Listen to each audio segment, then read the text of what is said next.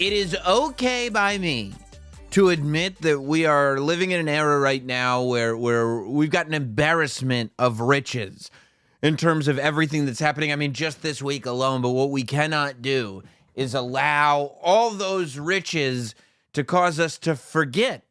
We can't get all of this and then not appreciate all the individual pieces of wrestling goodness that we've been getting as we lead up to this Royal Rumble, especially today. That's why there's a second emergency podcast. Second emergency podcast, third Notsam podcast of the week, because Monday Night Raw happens.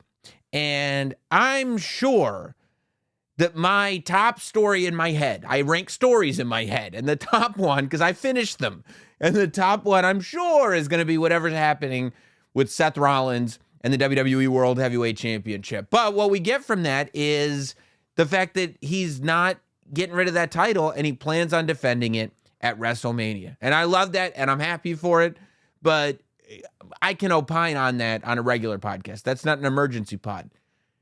So I go, okay, no emergency pod until boom, boom.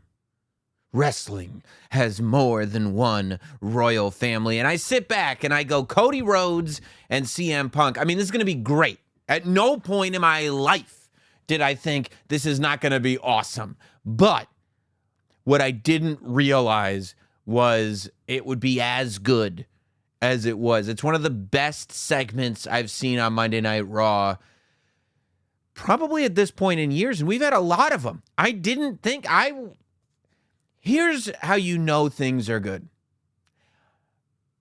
When CM Punk and Seth Rollins had their confrontation on Monday Night Raw, I said, put this in the column for potential best segment of the year already for Monday Night Raw.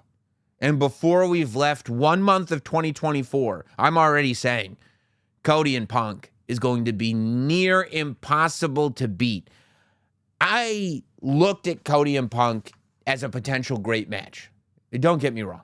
From the jump, I said the paths that these two have walked, while similar but so different, it's like two paths that have all of the same stops, that go to all of the same places, that end up in the same place, but are so grossly different, is going to make for one hell of a tale to be told between these two. But there's a lot of great tales being told, right?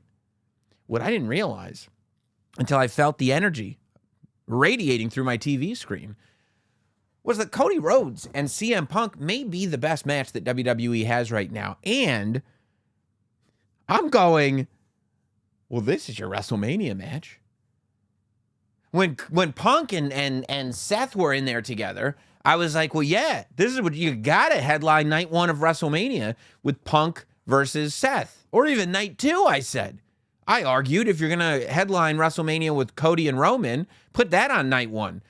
Punk and Seth on night two, until I saw Cody Rhodes and CM Punk in the ring together. And I said, oh boy, I think we have something abnormally special here. That means extra special. So the two of them are in the ring. Cody Rhodes has a microphone before he can ask New Orleans what it is that they want to talk about. CM Punk's music hits. He joins Cody in the ring, and he basically just, shows respect. The two are friends, and he asks Cody if they'll be friends on Sunday morning. That they're friends right now, that they both know what the Royal Rumble means, and because of that, is Cody going to be friends with CM Punk on Sunday morning? Because Punk starts to tell a story. And what's already, by the way, happening in the ring, as soon as they're in there, as soon as they start talking, is you've got fans chanting CM Punk. You've got fans chanting Cody, Cody. But they're not dueling. They're kind of happening at the same time, and they just start to muffle each other out. It's not like there's a group of Punk fans fighting with a group of Cody Rhodes fans. That's the usual thing. Instead, we're just getting this mass of people who love both of these guys. And what you see is that as big a superstar as CM Punk is, and as massive of a deal as it is that he's actually back in the WWE 10 years after he left, Cody is just as, if not more popular than CM Punk. And these two are in the ring, and the crowd is, I mean, they're just making noise at a point. You can't even differentiate between the CM Punk and the Cody chants. Punk says that back in the day, 2007, he says, I believe, that it was Dusty Rhodes that called CM Punk out of the blue and asked CM Punk to look after Cody because Cody was on his way to Ohio Valley Wrestling. And he said he did that. He didn't know if he needed to, but he did it because the American Dream asked him to. And when the American Dream asks for a favor, you do it. And he said that all ends at the Royal Rumble because at the Royal Rumble, I'm not going to be looking out for you. I'm going to be looking for you to throw you over the top rope, to eliminate you so I can do what I intend to do, and that's main event WrestleMania. And Cody accepts it, and there's still a respect. There's such a beautiful pacing going on, right? Because you feel this tension. You know there's a potential for something to burst, but it's not quite happening. Cody says he gets it. He says, you're not the only one who sees him when they look at me. He talks about Triple H. He talks about Bruce Pritchard. He talks about Mr. Heyman. They all the legends, they see Dusty when they look at Cody. Now, at this point, because Punk then starts bringing up Dusty again, at this point, not just for Punk, but for anybody, I am desperate for Cody to finally say, how about this? Keep my family out of your mouth.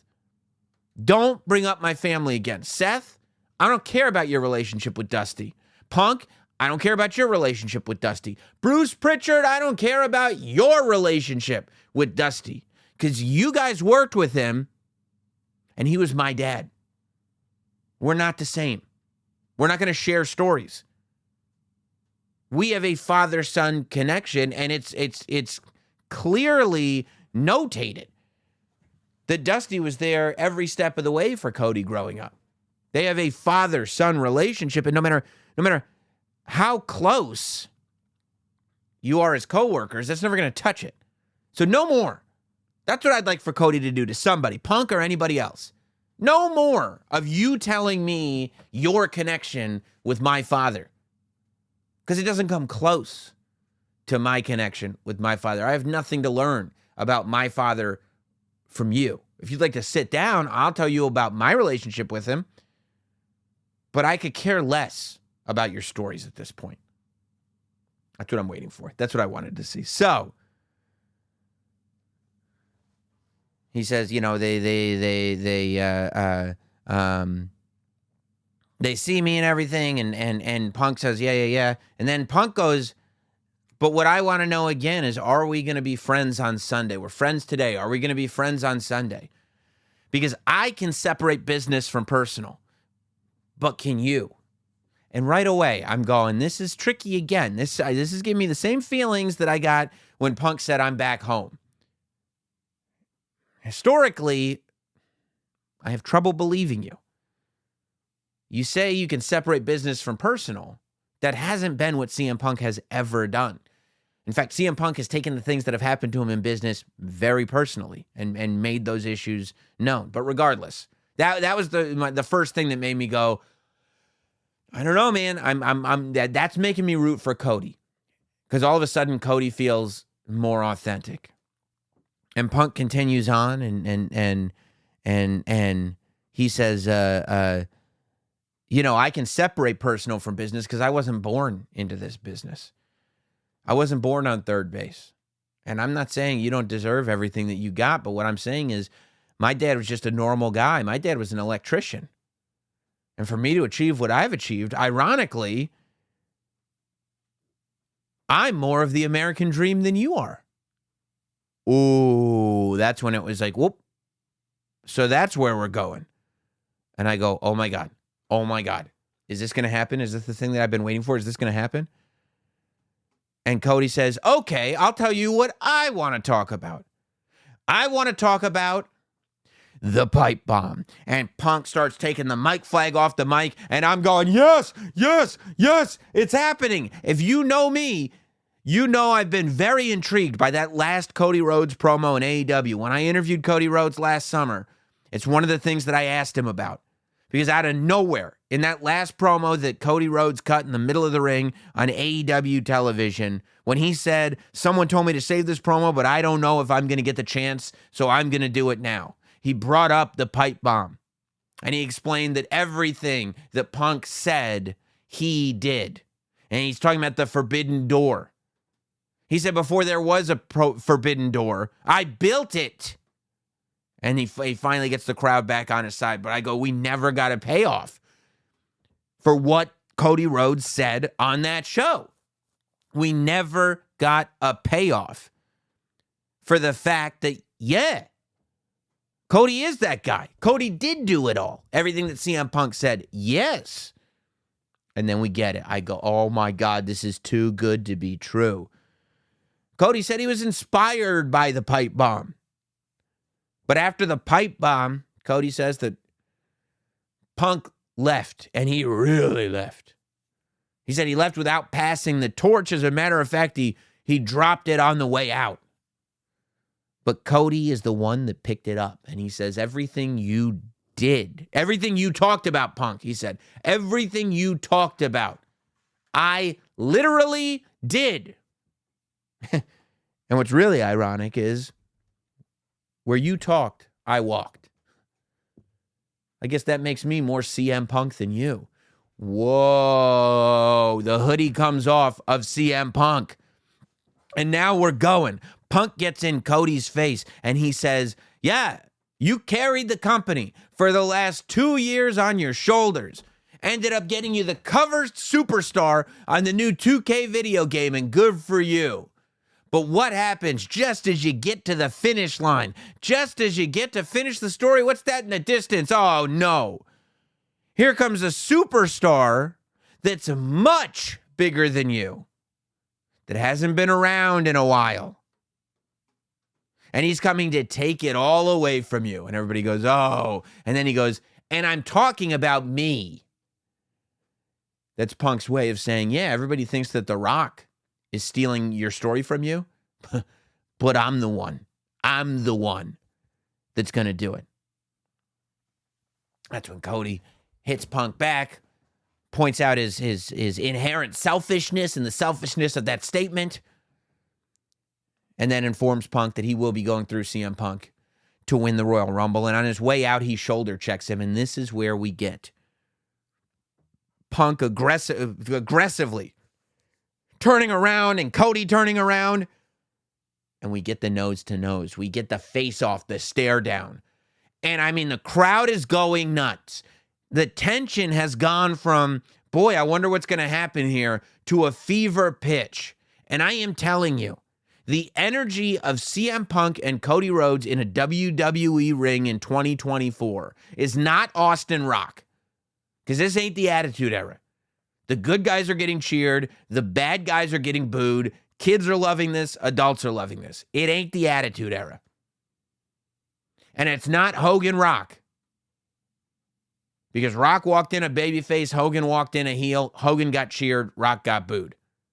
The energy radiating from Punk and Cody staring down each other was Hogan Warrior. It was 1990 Hogan Warrior, where the question has loomed. How do two good guy superstars on this level coexist? Something's got to give, and that thing just gave. Hogan Warrior was an absolute classic WrestleMania match, and not even just for the match, but just for the story, for the iconography of it all, for the fact that these two larger-than-life superheroes are battling. What would happen if Hulk Hogan and the Ultimate Warrior went head-to-head? That's what it was all about. As Cody and Punk stared each other down, the chants in the crowd were once again just completely drowning each other out. And I looked at that, and in that moment, I go, this is the biggest match the WWE has. Maybe it'll happen at SummerSlam, yeah. But I'm telling you right now, and this is probably going to encourage Seth Rollins to get through that injury even more so. Because if I'm Seth Rollins looking at that, I go, oh boy, Punk and Cody have a WrestleMania match no matter what. Everybody on that show has multiple WrestleMania matches. We're going to be all right no matter what. Because we still need to see Punk and Drew. Punk and Roman is around the corner. Punk and Seth. Punk and Cody. And that's probably the biggest one of them all. Based on that promo, I'm telling you right now that if Seth cannot defend his title at WrestleMania and you put Punk and Cody Rhodes in the ring for the World Heavyweight title, it's not about the story. And don't pretend it is about the story. It's not. It's about this legendary match. Years and multiple promotions in the making. And one guy coming out on top. There's not just one story. Just like there's not just one royal family. And I'm sitting there going, yeah. It'd be great for Cody and Roman to get that moment. It'd be great for Cody to be able to finish the story. It'd be great for all that to happen. But realistically speaking, and it'd be great we need to see Rollins and Punk. We need to see it.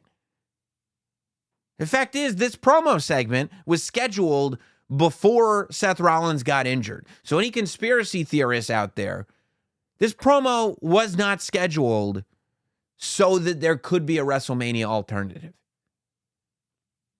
But what we saw was something so big that a confrontation in the Royal Rumble match is only going to be scratching the surface. It's only going to be the very beginning.